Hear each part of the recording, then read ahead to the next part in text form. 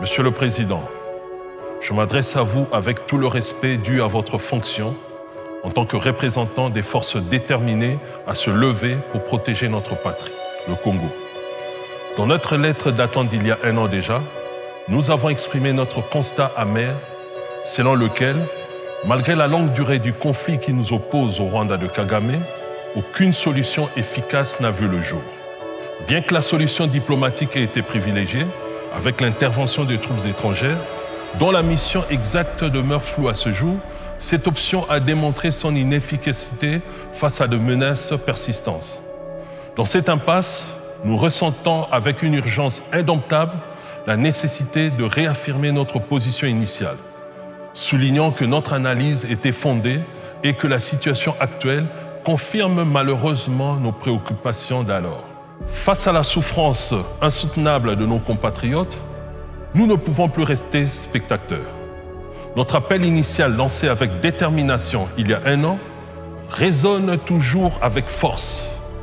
Nous avons réussi à fédérer les différentes factions militaires de notre pays, rassemblant les ex-FAS, les ex-Tigres Katangais, les ex-FAC, les ex-MLC, ainsi que des officiers d'origine congolaise servant dans les armées étrangères.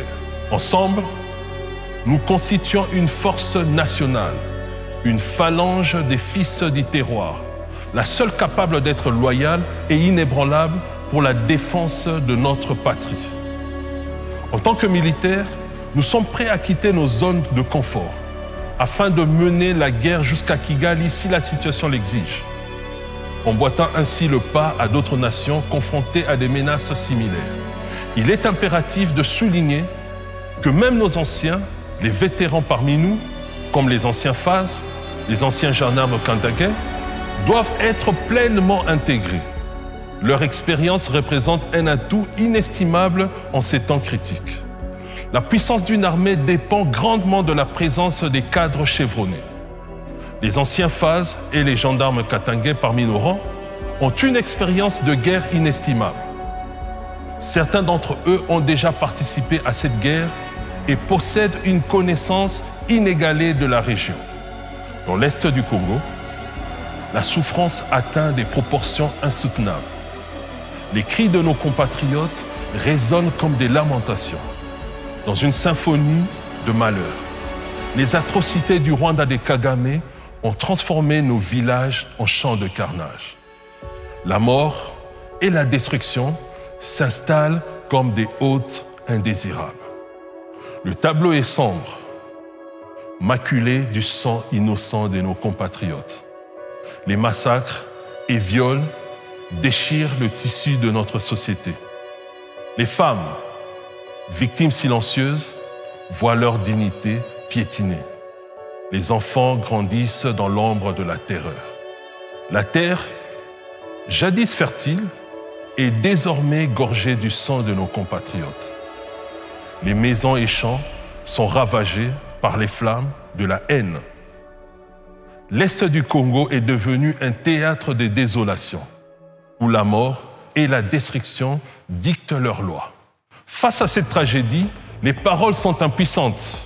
L'heure exige des actions concrètes, une réponse immédiate à la détresse de notre peuple. Nous ne pouvons plus nous contenter de garder le silence. L'Éternel combattra pour vous. D'ailleurs, est-ce que notre armée a vraiment gardé le silence? La réponse est non, car les FARDC n'ont pas arrêté à travers des communiqués intempestifs d'accuser, de blâmer, de pointer du doigt, de dénoncer, de mettre à témoin et autres formes de plaintes et que sais-je encore.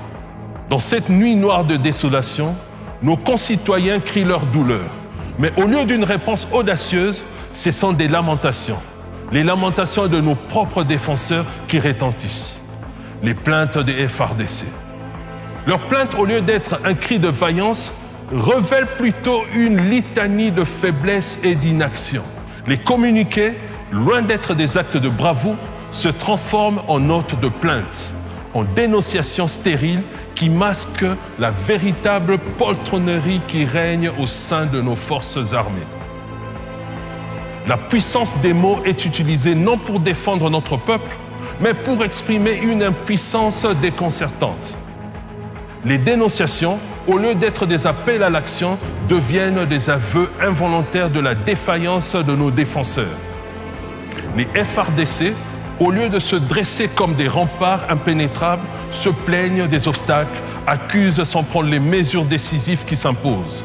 Ce tableau de lamentation, loin d'inspirer la confiance, dépeint une armée ébranlée, submergée par la complexité de la mission qui lui incombe.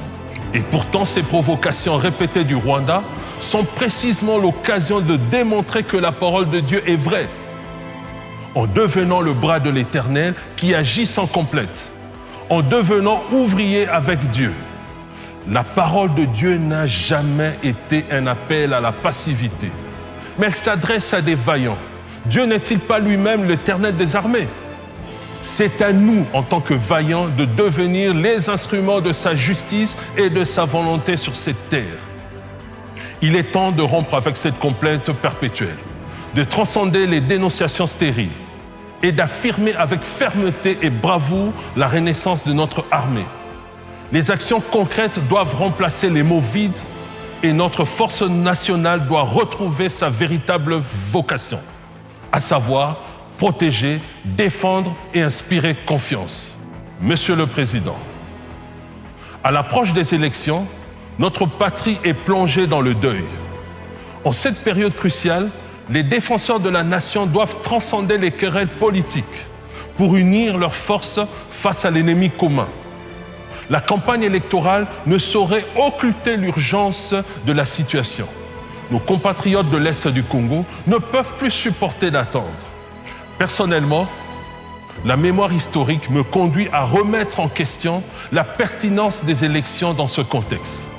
J'en appelle à une réflexion approfondie sur les conséquences potentielles dans un environnement marqué par la terreur et la violence. Les élections ne doivent pas précipiter notre nation dans un abîme plus sombre. Le deuil de notre patrie ne doit en aucun cas être éclipsé par la frénésie électorale. La priorité absolue réside dans la protection de notre peuple et de notre territoire.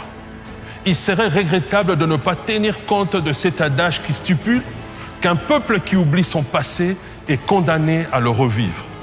Notre crainte profonde réside dans le fait que des élections organisées dans un climat de terreur pourraient exacerber les tensions, engendrant ainsi des conséquences graves pour la stabilité et la sécurité nationale. Plutôt que d'apaiser, ces élections pourraient devenir le terreau d'une crise politique et sociale sans précédent. Monsieur le Président, notre motivation ne réside sur aucun avantage personnel, mais plutôt par le désir de nous laver de la honte portée depuis 3 décennies. Prêts à en découdre avec l'ennemi qui opprime notre patrie, le Rwanda, nous sommes dévoués. Notre engagement transcende toute considération personnelle. Prêts à endurer les pires épreuves pour restaurer l'honneur et la dignité de notre nation. Car les véritables soldats ne marchandent par leur dévouement. En arborant cette tenue, nous nous imprégnons de l'héritage des vaillants qui ont offert leur existence pour la défense inébranlable de notre nation. Nous nous devons d'être les successeurs légitimes de nos héros militaires qui ont porté cette tenue avec une fierté, parmi lesquels nous pouvons citer le général Mbuzamabe, le général Baouma et le colonel Mamadou Dala. Notre engagement résolu résonne comme un écho de leur bravoure, prêts à perpétuer leur héritage avec une dignité inflexible et une détermination inébranlable. En coiffant fièrement le béret noir, emblème de la justice militaire, nous arborons notre bannière, symbole vibrant de notre quête infatigable de justice pour notre peuple. Notre serment solennel résonne dans chaque pli de ce béret noir, représentant non seulement la justice, mais aussi le commandement indoptable des opérations spéciales. Notre engagement est sans faille. Nous pénétrerons au cœur même du dispositif ennemi, isolant avec détermination les traîtres congolais qui ont trahi leur nation et bradé leur dignité en pactisant avec des forces étrangères. Sous ce béret, chaque initiative sera menée avec un sens aigu de la responsabilité envers notre patrie. guidés par la volonté inébranlable de restaurer l'honneur et la souveraineté nationale. En arborant ces symboles, nous honorons l'héritage des héros militaires du monde entier, portant avec fierté le poids de leurs sacrifices. Chaque pli de notre tenue résonne comme un témoignage de leur courage, et chaque pas que nous ferons vers Kigali, bastion de l'ennemi, est un hommage à leur indomptable dévouement. Notre engagement, c'est de perpétuer cette histoire, d'écrire un nouveau chapitre dans la défense de notre patrie, avec la résilience comme manteau et les idéaux de justice, de liberté et de dignité nationale comme boussole. Monsieur le Président, en m'adressant à vous, je le fais avec la solennité qui sied à un officier dévoué à la défense de notre patrie. Notre respect pour l'institution présidentielle demeure inébranlable, indépendamment des résultats des prochaines élections. Notre appel provient du devoir sacré envers notre terre et du profond respect que nous vouons aux charges inhérentes à votre fonction présidentielle. Nous sommes convaincus que notre voix, en tant que gardien intrépide de la nation, trouve résonance au sein de l'institution présidentielle, rempart de l'unité et de la stabilité de notre nation. Avec tout le respect dû à votre charge, nous réaffirmons avec force que chaque individu a le droit fondamental à la vie, à la liberté et à la recherche du bonheur. Les gouvernements existent pour garantir ces droits inaliénables à tous les citoyens. En proclamant ces principes immuables, nous réitérons notre engagement envers les valeurs fondamentales qui forment l'essence de notre nation et de notre démocratie. Ces droits sacrés, au-delà de toute considération politique, doivent demeurer intacts, au cœur de toute initiative façonnant l'avenir glorieux de notre chère patrie. Je suis le colonel Kombe Amba Joris, porte-étendard de la Force Nouvelle. C'est au nom de tous les chefs militaires engagés et patriotes que je vous salue.